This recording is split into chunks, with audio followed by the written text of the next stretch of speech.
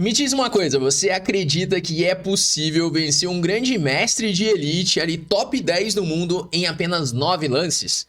Bom, hoje Fabiano Caruana e Alireza Firuja demonstraram que é possível isso e eu vou te mostrar aqui todos os detalhes do que aconteceu e como foi essa vitória em apenas 9 lances. Bora vir aqui pro tabuleiro para eu te mostrar todos os detalhes disso que parece impossível.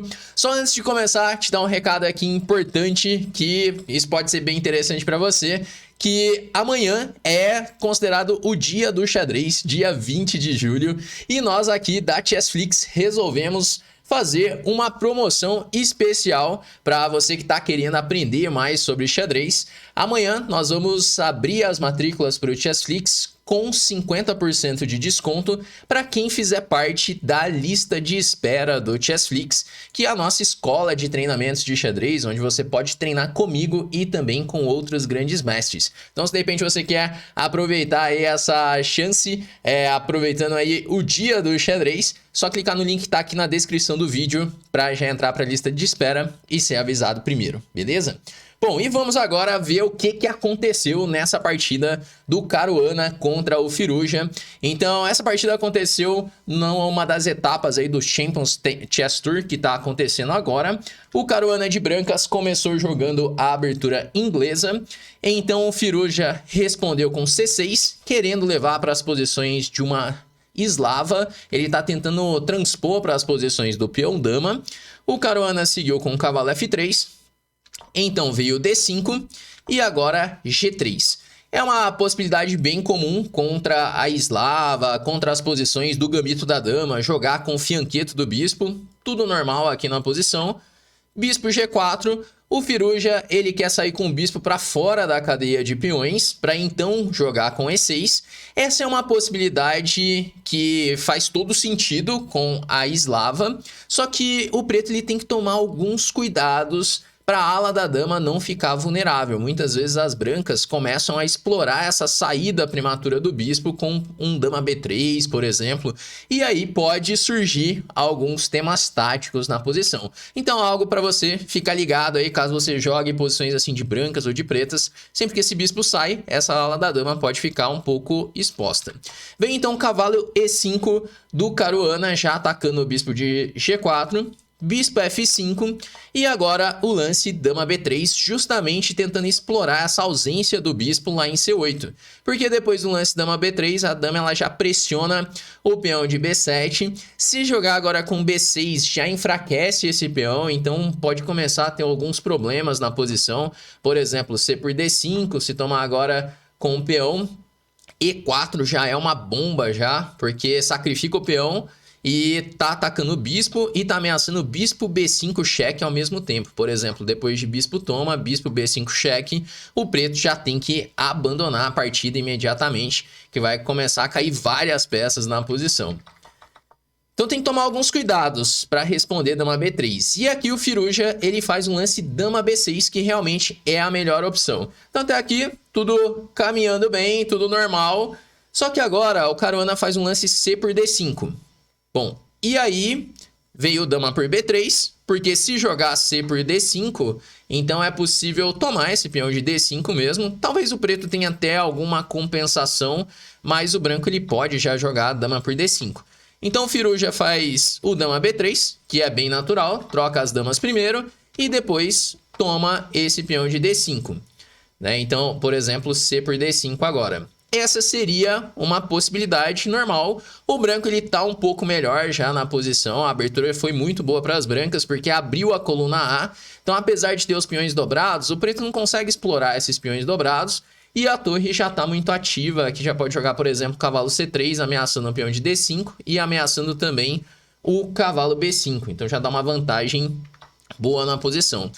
Vindo isso, o Firuja ele faz o lance bispo E4. Que parece fazer bastante sentido, porque ataca a torre de H1 e ameaça o peão de D5. Então, agora que vem o momento mais crítico dessa partida, o momento para a gente começar a pensar, e de repente você pode pensar para imaginar qual seria a sua decisão. Depois desse lance, bispo E4, atacou a torre de H1. e atacou o peão de D5. O que você faria de brancas nessa posição? Muito provavelmente você vai pensar igual o Firu já pensou. Se de repente o jogador ele não conhece essa posição, ele vai considerar basicamente dois lances só. Ou F3, ou então torre G1. Porque são lances que defendem a torre. Só que se o jogador já conhece essa posição, ele pode considerar uma terceira opção, que já está envolvendo alguns temas táticos que podem definir a partida imediatamente. E muito provavelmente o Firuja não conhecia, né? E essa é uma posição que ela é bem conhecida, já teve outra partida, já um grande mestre também perdeu em muito rápido, acho que em 9 lances também, nessa mesma posição também cometeu esse erro. Então, para você ver que não é algo fácil, assim, até mesmo grandes mestres acabam caindo nesse golpe aí da abertura, que é cair nesse bispo E4. Agora, o que acontece de tão brilhante aí nessa posição depois de bispo E4 que o preto vai ficar perdido? Bom, depois de bispo E4, as brancas podem fazer o lance D toma C6. Exclama duas aqui, o chess.com já dá aqui como um lance brilhante da posição, porque tá sacrificando uma torre inteira. Tá, mas e aí? Por que isso, né? O que acontece se tomar essa torre? E foi justamente isso que fez o Firuja. Depois de jogar D toma C6, ele ainda tinha a chance de jogar cavalo toma C6. E aí depois disso, F3, bispo D5 talvez, e o branco tá melhor na posição. Mas não caiu muita coisa, assim, caiu um peão, mas dá pra seguir jogando. A posição tá ruim, a posição tá difícil, não tá fácil jogar essa posição, né? Aqui talvez tenha esse lance de cavalo D4, que é uma sugestão do computador, mas aí já vai virar uma confusão absurda, né? A ideia é que se tomar em E4, tem um cavalo C2 duplo e tá caindo em A1, mas enfim, dava pra jogar ainda essa posição. Só que o Firuja, ele não percebeu o golpe tático. Lembrando que essa era uma partida de 10 minutos para cada jogador. E nessas partidas rápidas, geralmente, né, a gente acaba furando muitas coisas, né, independente do nível.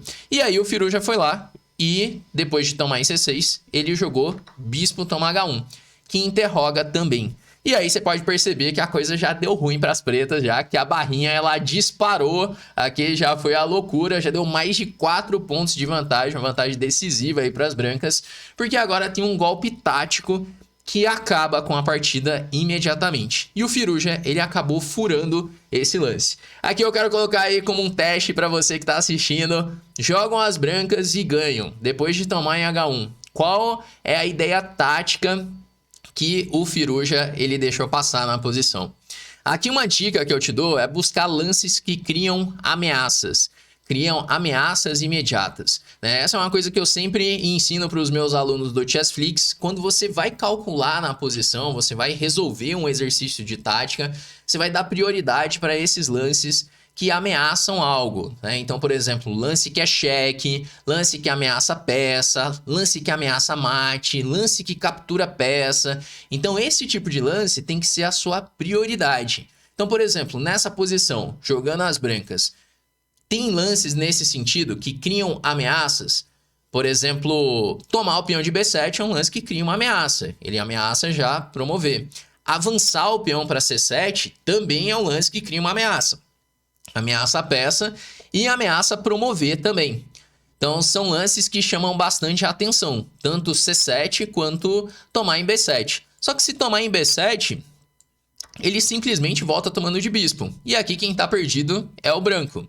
Se jogar C7, a mesma coisa, dá para tirar o cavalo e a torre defende a promoção em C8. E também tá perdido o branco. Então o Firuja, não conhecendo ali a posição na abertura e calculando na hora, muito provavelmente ele considerou esses dois lances. Ele considerou a tomada em B7 e considerou o avanço C7. Só que existe ainda um terceiro lance candidato na posição, um lance muito forçado que fez o Firuja abandonar agora. Bom, e esse lance eu vou te mostrar também um lance nessa categoria de lances forçados, é o lance torre toma 7, exclama duas. Que tem aí esse lance brilhante, torre toma 7, ele sacrifica uma torre inteira. E qual é a ideia disso? Se jogar agora torre toma 7, A grande diferença é que é possível avançar o peão para C7 e esse avanço ele cria duas ameaças. Ele cria a ameaça de C8 dama, dando mate, e ele cria a ameaça de tomar o cavalo em B8 também. E aqui o computador ele já anuncia mate em 10 nessa posição. Na verdade, o mate pode chegar até mais rápido, né? Se jogar cavalo C6, tem C8, dama, e aí já é mate. E ele dá lances como E6, por exemplo, para seguir aí jogando, mas já tá promovendo e vai dar mate logo nos próximos lances. Então o negócio é que depois de torre A7, simplesmente não tem mais lances na posição. Porque torre por A7 ameaçou tomar em A8, se tomar agora em C6... beleza, elimina o peão passado, só que tem torre tomar 8 cheque, e aí vai ter que jogar um cavalo D8, por exemplo. Aqui já tá muito perdido na posição. Dá pra jogar E4 para bispo B5 cheque, e não dá pra defender aí todas as ameaças, né? Vai acabar caindo mais material do que já caiu aqui nesse momento, né? Dá pra jogar, por exemplo, um E6, seria o único, bispo B5 cheque, rei E7...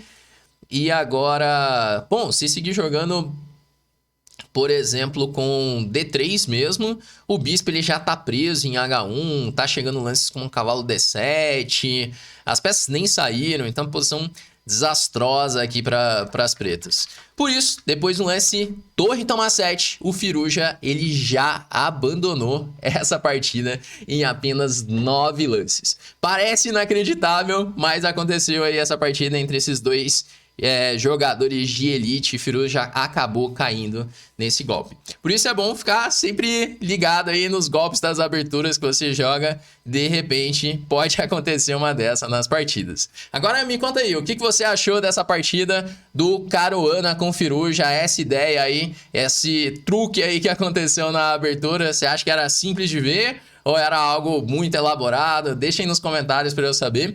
E se você gostou, já aproveita para deixar aquele like aqui no vídeo, que eu posso trazer mais vídeos como esse aqui para o canal. Bom, então vamos encerrando por aqui e a gente se vê no nosso próximo vídeo aqui do canal.